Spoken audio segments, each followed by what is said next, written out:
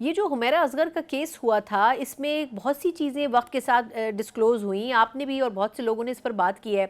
लेकिन ये जो अभी एक लेटेस्ट इसमें डेवलपमेंट हुई है कि प्रोफाइल पिक्चर बाद में अपडेट हुई है, तो ये क्या कहानी है? और दूसरा, इस केस को क्या हम अभी भी मर्डर कंसिडर कर सकते हैं, या ये एक ऐसी मौत है जो खुद ही हुई? ये जो एक आइसोलेशन का माहौल है वो क्यों बढ़ता जा रहा है? अगर मैं दोनों पहलुओं से आपकी राय जानना चाह रही हूँ। चलो, सबसे पहले तो ये कि यकीन ये है हमारी एक माशरे की बदकिस्मती है कि हम किसी भी वाक़े के बाद जो है कुछ दिन उसके ऊपर बात करते हैं, फिर उसे बिल्कुल भूल जाते हैं। अरमकान हमारे सामने है, उसके बाद आयशा उमर साहिबा का केस है, फिर ये अभी हुमैरा का मामला है। देखिए, हुमैरा के मामले में जो इम्पोर्टेंट तरीन बात थी वो ये थी कि जब उसका इब्तिदाई पोस्टमार्टम किया गया तो उसमें बज़ाहिर यही लग रहा था कि नेचुरल डेथ है, क्योंकि उनके जिस्म की कोई हड्डी नहीं टूटी हुई थी।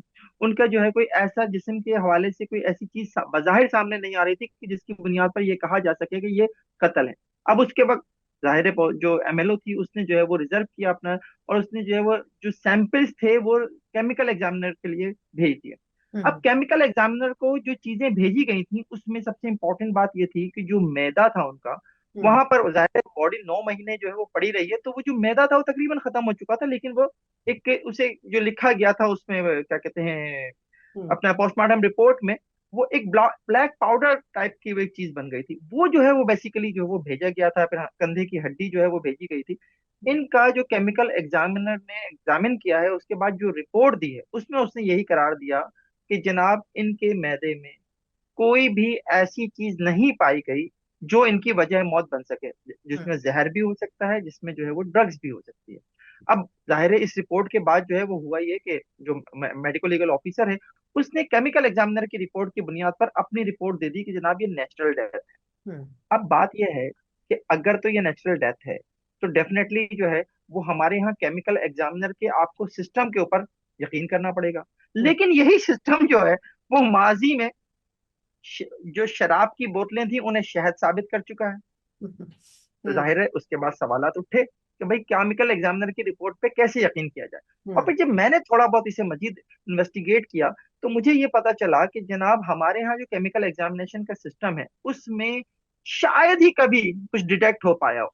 हम्म। ये सवाल भी था जनाब, एक 9 माह पुरानी बॉडी से आपने जो अज्जा लिए क्या वो इस काबिल थे कि उनसे जो है वो कोई मौत की वजह जानना आसान था? तो इसके ऊपर तो जाहिर यह है कि जब लाशें जो हैं वो कब्र कुशाई के बाद निकाली जाती हैं उस वक्त सैंपल लिए जाते हैं, तो उनसे भी जो है वो वजह मौत जो है वो तयन करने में पुलिस को मदद मिलती है, एग्जामिनर को मदद मिलती है। लेकिन हकीकत यह है कि डिटेक्शन का जो एक परसेंटेज है वो हम्म। बहुत कम है। तो इसलिए सवालात आज भी बाकी हैं। अब इसमें एक और बहुत इंपॉर्टेंट बात थी जो यकीनन सामने आ रही थी, वो ये कि जनाब उनकी जो है वो डीपी गायब हो गई, हम्म। उनका लास्ट सीन गायब हो गया। अब अगर इसके ऊपर मैं बात करूं तो मेरा अपना प्रोग्राम खराब हो जाएगा जो मैं ऑलरेडी रिकॉर्ड कर चुका हूं, जो मुझे जल्दी अपलोड करना है, लेकिन कुछ चीजें मैं आपसे जरूर शेयर कर देता हूँ। हम्म।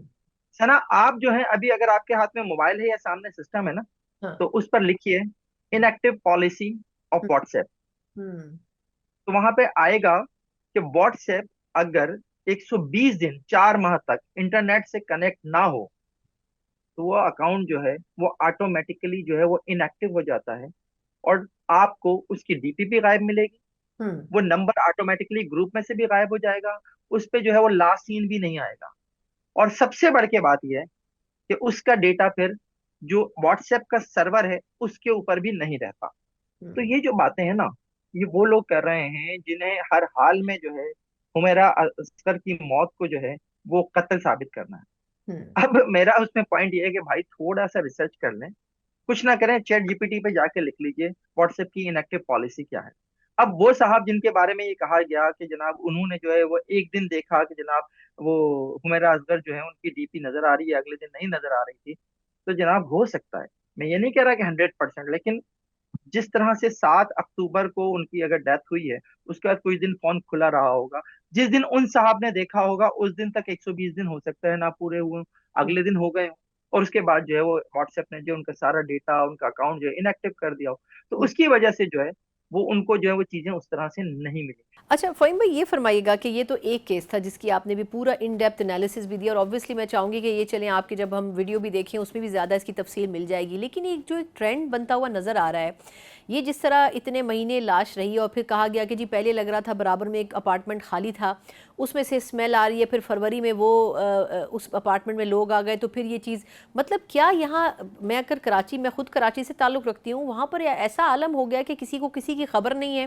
वो जो आयशा खान साहबा जिनका आपने हवाला दिया, वो भी कोई हफ्ता 10 दिन उनकी बॉडी वहीं रही, चले वो एक अपना एक अलमिया है कि उनके बच्चे उनको लुक आफ्टर नहीं कर रहे थे या उनसे राब्ते में नहीं थे। लेकिन इसमें भी हमने देखा कि इतने महीनों तक इनकी फैमिली का इनसे राब्ता नहीं हुआ, इनके वालिद और भाई मुंह छुपाते फिर रहे थे। मैं मुख्तसर सिर्फ ये जानना चाह रही हूँ कि क्या वाकई इतनी अफरा तफरी का माहौल है कराची शहर में कि किसी को किसी का पता नहीं चलता, कई महीनों तक बराबर में कौन रह रहा है कौन नहीं है? ये क्या वजह है इसकी? मतलब क्या लोगों में कोई किसी किस्म का दहशत है, कोई खौफ है?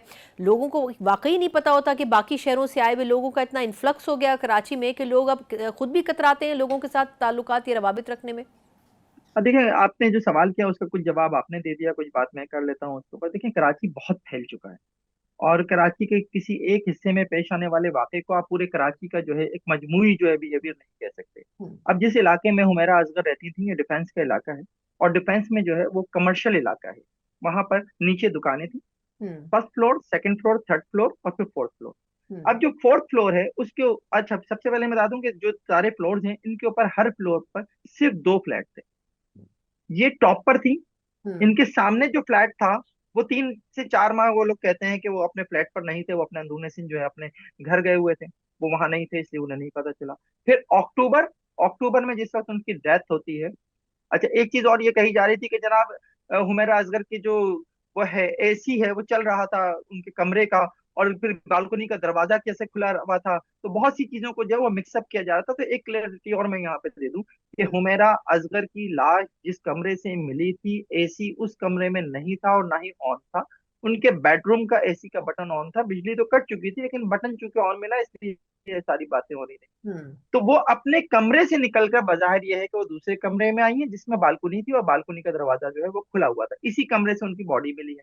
अब हम्म। बात यह है कि जब जाहिर है उस कमरे में जब उनकी डेथ हो गई, बालकनी का दरवाजा खुला हुआ था, टॉप पर था फ्लोर, वहां से जो है वो जितनी भी स्मेल थी वो बाहर जाती रही। जो दूसरा फ्लैट उस फ्लोर के ऊपर था वो लोग वहां मौजूद नहीं थे। जो तीसरा फ्लोर है उस पर सिर्फ और सिर्फ एक शख्स जो है, एक फैमिली जो है वो है, दूसरा फ्लोर वहां पे वो दूसरा फ्लैट खाली पड़ा है। तो हम्म। इस वजह से ठीक। फौरी तौर पर यह पता नहीं चल सका कि जनाब यहाँ पर कोई स्मेल है और कोई बॉडी है। और हम्म। फिर सबसे बड़ी बात, क्योंकि अक्टूबर फिर नवंबर और दिसंबर में कराची का मौसम वैसे ही सर्द हो जाता है, लोग अपने कमरों के दरवाजे खिड़कियां बंद रखते हैं, एसी चलाते हैं, एसी बंद हो जाते हैं, तो स्मेल जो है आने का बहुत कम इम्कान होता है। हम्म। तो ये वाली जो चीज है इसको भी थोड़ा सा मैं क्लियर कर दूं कि ये वो वजह थी जिसकी वजह से फौरी तौर पर हुमैरा असगर की बॉडी का पता नहीं चल सका। ठीक। ठीक। और फिर ये बात जाहिर है ये हमारी माशरती बहसी है कि हम्म। जनाब एक चौकीदार था, उससे राब्ते में नहीं थी, हम्म। लेकिन उसने जो है उसको कोई नोटिस नहीं लिया। जो हम्म। मासी थी उसके हवाले से अलबत्ता जो उसका बयान है जो पुलिस के पास है, उसमें उसने कहा कि उसने कुछ अरसे पहले जो है वो हुमैरा असगर के पास काम छोड़ दिया था। और हम्म। हुमैरा असगर के जिस तरह से वॉशरूम में टब में भीगे हुए कपड़े मिले हैं, उससे भी अंदाजा होता है कि वो अब अपने काम जो है वो खुद ही किया करती थी। हम्म। तो अब आ जाते हैं इस बात के ऊपर कि उनकी फैमिली जो है उन्होंने क्यों नहीं रिस्पॉन्ड किया। तो बहुत सी चीजें खुलकर सामने आ चुकी हैं एक दफा। फिर उसके ऊपर ये बात कर लेते हैं कि जनाब जाहिर है उनकी फैमिली को उनका इस तरह से शोबिज में आना पसंद नहीं था। इस वजह से जो है उनसे तकरीबन किनारा कशी इख्तियार की हुई थी फैमिली ने। वो जब खुद मिलने चली जाती थी तो चली जाती थी, मिल लिया जाता था उनसे। खुद उन्हें जो है किसी ने मिलने के लिए कभी अप्रोच नहीं किया, और यही कुछ जो है वो इस मामले में भी हुआ है। इसे माशरती बहिसी कह लें, बड़ा लेकिन कराची के एक अफसोसनाक है। मखसूस इलाके, जी बिल्कुल, जी। कराची के एक मखसूस इलाके का ये एक रवैया था जो पूरे शहर के ऊपर हम नहीं कह सकते।